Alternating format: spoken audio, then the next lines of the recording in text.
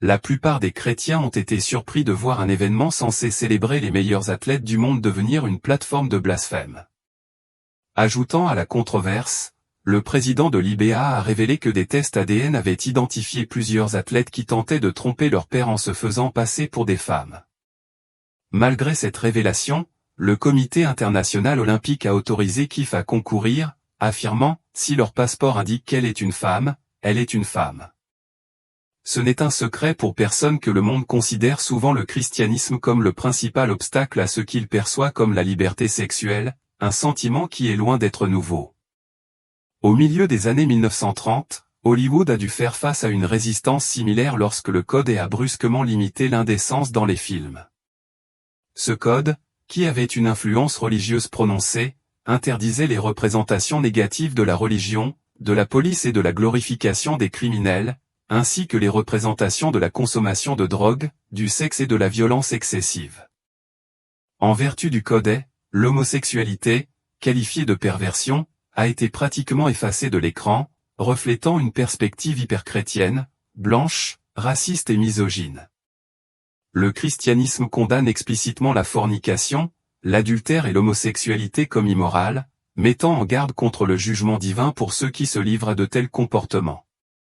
Les Écritures expliquent en outre que l'hostilité de l'humanité envers Dieu découle de sa loi morale, qui condamne le péché sexuel, le blasphème et l'homosexualité, soulignant que la loi n'est pas destinée aux justes mais aux sans-loi, aux fornicateurs et aux sodomites. Alors, qui était responsable du blasphème lors des cérémonies d'ouverture? Le principal coupable était le Comité international olympique, mais une telle démonstration n'aurait jamais été possible sans l'approbation du gouvernement français. Par conséquent, la responsabilité ultime incombe au président français, Emmanuel Macron. Dans un discours de 2021 sur l'éducation des enfants, Macron a déclaré « L'école est un melting pot républicain. C'est ainsi que nous protégeons nos enfants de manière globale à l'égard de toute religion. C'est vraiment le cœur de l'espace de la laïcité, où nous façonnons les consciences pour que les enfants deviennent des citoyens libres, rationnels et capables de choisir leur vie. » Le lendemain de son discours, Macron a tweeté « Libre, liberté, égalité, fraternité, fierté ». Pendant ce temps, la campagne de Kamala Harris a annoncé qu'elle venait de franchir le seuil pour obtenir la nomination démocrate. Cette évolution est particulièrement significative pour l'Évangile. Lorsque nous avons proposé de distribuer 50 000 exemplaires d'un tract inspirant à la Convention nationale démocrate de Chicago, des centaines de chrétiens ont tendu la main pour soutenir l'initiative. Ils reconnaissent que les démocrates et les républicains apprécieront ce message, mais les tracts sont exclusivement disponibles pour ceux qui assisteront à la DNC à Chicago. Nous fournirons ces tracts gratuitement et couvrirons les frais d'expédition. Pour plus d'informations, visitez livingwater.com/DNC. Voici une nouvelle passionnante, Harris ayant obtenu la nomination, nous avons la possibilité de passer une commande pour 1 million de tracts, ce qui signifie que vous pourriez les recevoir en seulement 2 à 3 semaines.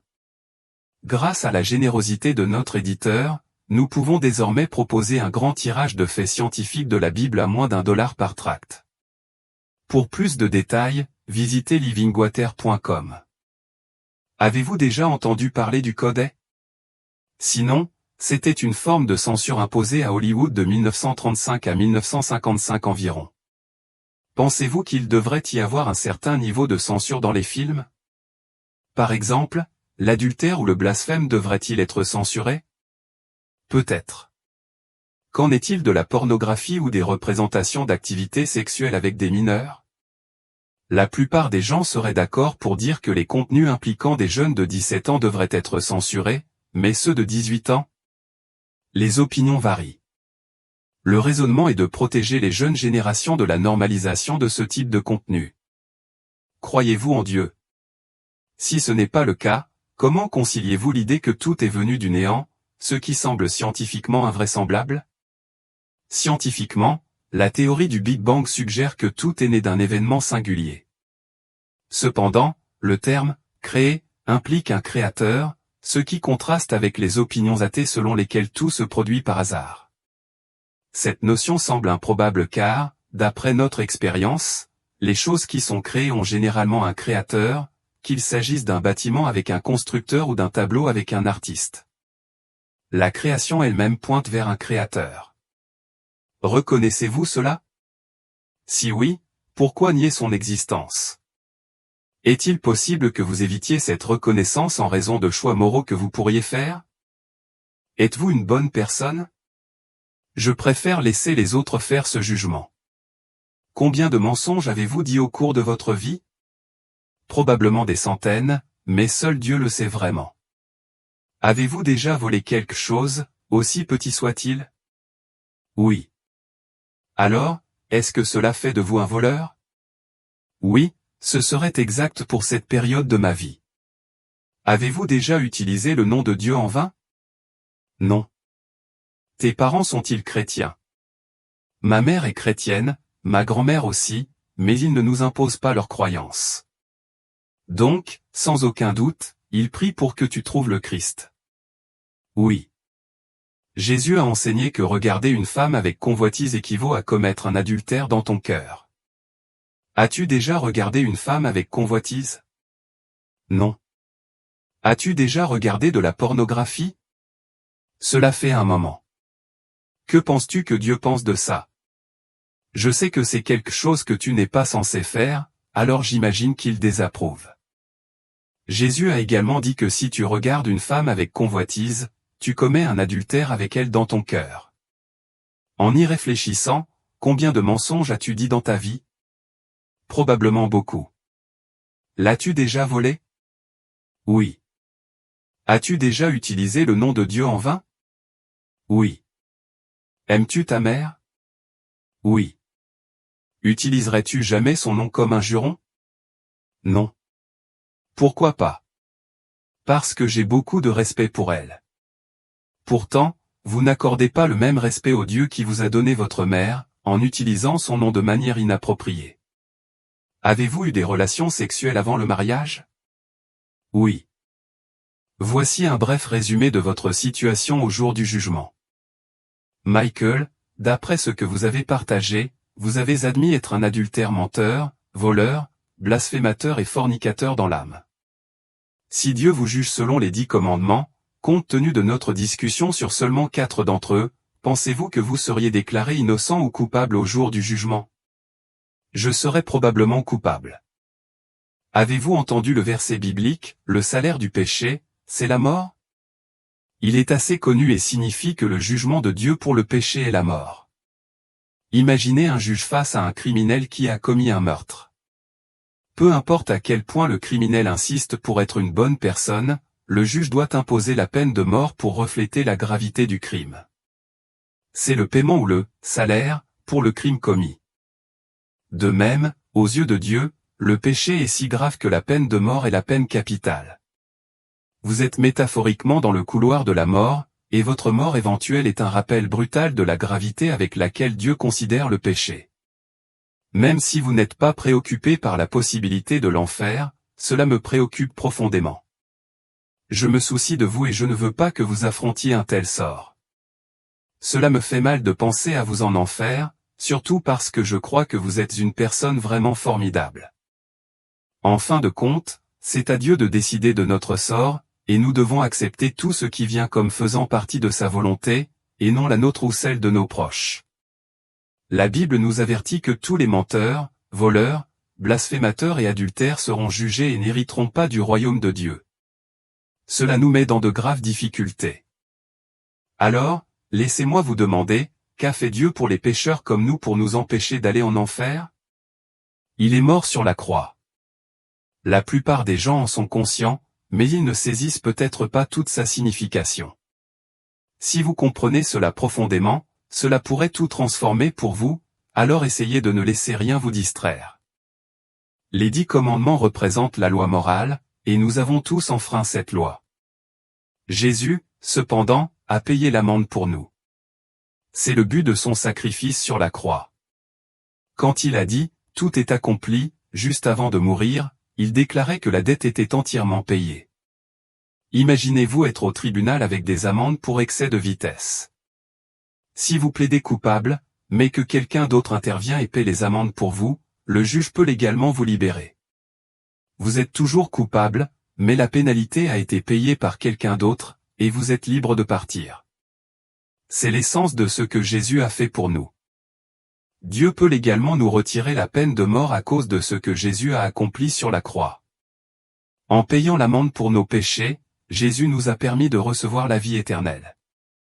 Après sa mort, Jésus est ressuscité des morts, vainquant la mort elle-même. Si vous êtes prêt à vous repentir sincèrement de vos péchés, en les reconnaissant plutôt qu'en vous accrochant à la croyance que vous êtes une bonne personne, vous pouvez vivre une véritable repentance. Ce n'est que lorsque vous reconnaissez vos fautes et que vous faites confiance à Jésus comme vous compteriez sur un parachute que vous pouvez trouver le salut. Considérez ceci, si vous étiez sur le point de sauter d'un avion à 10 000 pieds, pourquoi mettriez-vous un parachute? Pour ralentir votre descente et éviter la mort. Votre motivation est la peur, mais cette peur est en fait bénéfique. Elle vous pousse à prendre des mesures qui pourraient sauver votre vie. De même, mon intention est d'inculquer un sentiment d'urgence et la peur du jugement pour vous encourager à prendre votre état spirituel au sérieux. Cette peur peut vous guider vers un endroit où vous vous repentez sincèrement et placez votre confiance en Jésus, vous conduisant à la vie éternelle. Est-ce que cela a du sens? Oui, je comprends. Est-ce que tu vas réfléchir à ce dont nous avons parlé? Oui, c'est beaucoup à assimiler, mais c'est quelque chose qui mérite d'être pris en considération. Laisse-moi te proposer une analogie, imagine que toi et moi sommes dans un avion à 10 000 pieds d'altitude, et que nous sommes sur le point de sauter. Je porte mon parachute et je te demande, vas-tu mettre ton parachute? Si tu réponds, c'est beaucoup à penser, je resterai probablement suspendu à tes chevilles hors de l'avion pendant quelques secondes. À ce moment-là, tu te rendrais compte qu'il n'y a pas de temps pour l'hésitation et tu dirais d'urgence, donne-moi un parachute. C'est la gravité de la situation dont nous parlons. Tu pourrais faire face à la mort avant même de quitter l'école, ou dans ton sommeil cette nuit, ou sur le chemin du retour. Chaque année, 54 millions de personnes meurent, et beaucoup d'entre elles sont jeunes. La jeunesse ne garantit pas une longue vie. C'est pourquoi il est crucial de prendre cela au sérieux car cela concerne ta vie même. Tu entends ce que je dis? Oui. Tout ce que vous avez à faire maintenant, c'est d'aller vers Dieu et de dire, « Seigneur, je suis désolé pour mes manquements moraux. Je t'ai mis en colère. S'il te plaît, pardonne-moi, puis de placer votre confiance en Jésus, tout comme vous feriez confiance à un parachute. » Est-ce que cela a du sens? Oui, c'est le cas. Alors, quand allez-vous vous repentir et placer votre confiance en Jésus plutôt que de compter sur votre propre bonté? Probablement maintenant. Alors faisons-le maintenant. Tout de suite. Vous devriez ressentir un sentiment d'alarme urgent dans votre cœur, c'est votre conscience qui vous rappelle vos péchés passés et vous signale qu'il s'agit d'une urgence. Tout ce que vous avez à faire est de dire, « Dieu, je suis désolé pour mes péchés. Je fais confiance à Jésus comme mon sauveur. Je me repens de mes péchés et je mets ma confiance en toi. » C'est vraiment aussi simple que cela. Même un enfant peut le comprendre. Es-tu vraiment désolé pour tes péchés? Oui, certainement. Puis-je prier avec toi? Oui, s'il te plaît. Père, je prie pour Jayan aujourd'hui, afin qu'il puisse trouver un lieu de chagrin et de repentir authentique. Qu'il se souvienne de ses péchés secrets et invoque le nom de Jésus comme son Sauveur et Seigneur, en faisant confiance à sa mort et à sa résurrection pour le purifier. Accorde-lui un cœur nouveau, de nouveaux désirs et l'assurance de la vie éternelle par ta grâce incroyable. Au nom de Jésus, nous prions, Amen. Amen. As-tu une Bible à la maison? Oui, j'en ai une. Ce qui s'est passé aujourd'hui est le résultat des prières de ta grand-mère et de ta mère. Ils vous aiment, comme moi, et Dieu aussi.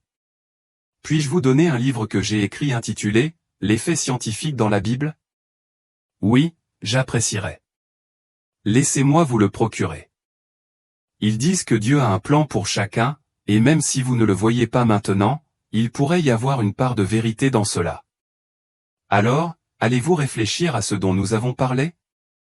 Le sens du sérieux? Oui, certainement. Au fur et à mesure que vous avancez dans notre conversation d'aujourd'hui, j'espère que vous prendrez le temps de réfléchir profondément à ce dont nous avons discuté. La réalité de notre état spirituel et le besoin urgent de repentir et de confiance en Jésus ne sont pas des questions triviales, ils sont fondamentaux pour votre avenir éternel.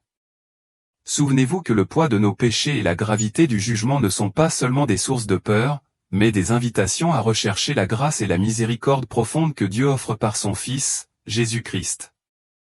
Votre reconnaissance de vos péchés et votre désir de vous en détourner est une étape importante. La décision de faire confiance à Jésus comme votre Sauveur est un engagement qui change tout. Ce n'est pas seulement un moment de réponse émotionnelle, mais une transformation profonde du cœur. Il s'agit d'adopter un nouveau mode de vie qui s'aligne sur les valeurs et les enseignements de Jésus, qui nous offre le pardon et un nouveau départ. La Bible est un trésor de sagesse et de conseils, et en avoir un exemplaire à la maison est un excellent début. C'est en lisant et en comprenant les Écritures que vous trouverez une direction et des encouragements dans votre cheminement de foi. Le livre que je vous offre, Faits scientifiques dans la Bible, est conçu pour vous fournir des informations qui affirment la fiabilité et la pertinence de la Bible dans le monde d'aujourd'hui. J'espère qu'il vous servira d'outil utile pour explorer et approfondir votre compréhension de la parole de Dieu. En réfléchissant à ces ressources et en continuant à chercher Dieu, rappelez-vous qu'il est toujours prêt à vous rencontrer là où vous êtes.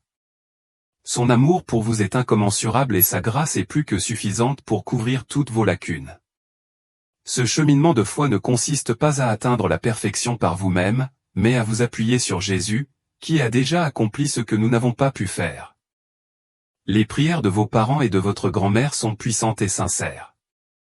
Ils désirent, comme moi, le meilleur pour vous, et leur foi et leur amour témoignent de l'importance de votre bien-être spirituel. Je vous encourage à continuer à chercher, à questionner et à grandir. Utilisez les ressources dont nous avons parlé et laissez-les vous guider dans votre cheminement spirituel. En fin de compte, le choix vous appartient, mais sachez que vous n'êtes pas seul dans ce voyage. Dieu est avec vous à chaque étape du chemin, prêt à guider, à soutenir et à transformer votre vie. Saisissez cette opportunité avec un cœur ouvert et une volonté d'explorer les profondeurs de son amour et de sa grâce. Que vous trouviez la paix, un but et une joie profonde à mesure que vous avancez dans votre cheminement de foi. Merci de m'avoir permis de partager cet important message avec vous. Que vous soyez bénis et fortifiés dans votre marche avec Dieu.